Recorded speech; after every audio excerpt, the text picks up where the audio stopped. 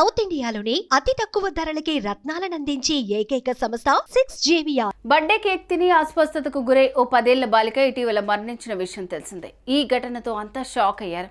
అప్పటి నుంచి కొంతమంది కేక్ తినాలంటేనే భయపడిపోతున్నారు.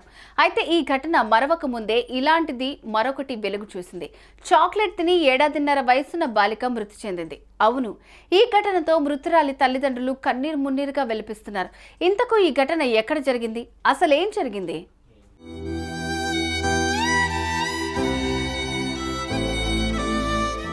పంజాబ్లోని లుధియానా పరిధిలోని ఓ గ్రామంలో ఓ దంపతులు నివాసం ఉంటున్నారు. వీరికి గతంలో వివాహం జరిగింది. ఏడాది క్రిందట వీరికి కూతురు పుట్టింది. దీంతో ఆ దంపతులు ఆ చిన్నాన్ని ఎంతో ప్రేమగా చూసుకుంటున్నారు. అయితే ఈ బాలిక తల్లిదండ్రులు ఇటీవల దగ్గరలోని ఓ స్టాల్కు వెళ్లారు. వారికి కావలసిన నిత్యావసర సరుకులు తీసుకున్నారు. దీంతో పాటు వీరి కూతురికి ఒక చాక్లెట్ తీసుకున్నారు. ఇక అదే చాక్లెట్ను వారి కూతురికి తినిపించారు.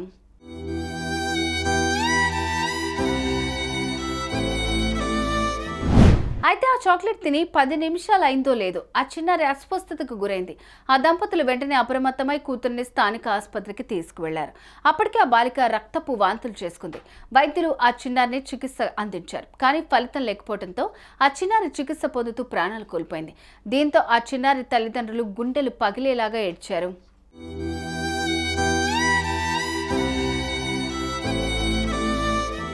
అనంతరం ఆమె కుటుంబ సభ్యులు ఆ చిన్నారి తిన్న చాక్లెట్ను పరిశీలించగా అది ఎక్స్పైరీ డేట్ ముగిసిందని తెలిసింది.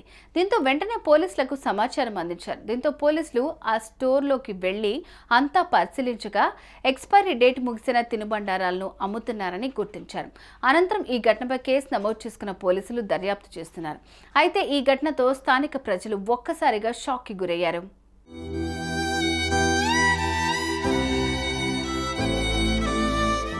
మొన్న బర్త్డే కేక్ తిని బాలిక మరణించిన విషయం మరవక ముందే నేడు చాక్లెట్ తిని 1.5 బాలిక మృతి చెందిన ఘటన ఇప్పుడు అందరినీ కలవరానికి గురిచేస్తోంది. ఇలా ఎక్స్పైరీ ముగిసిన తినుబండారాలను అమ్ముతున్న వారిని కఠినంగా శిక్షించాలని మృతురాలి కుటుంబ సభ్యులు డిమాండ్ చేస్తున్నారు.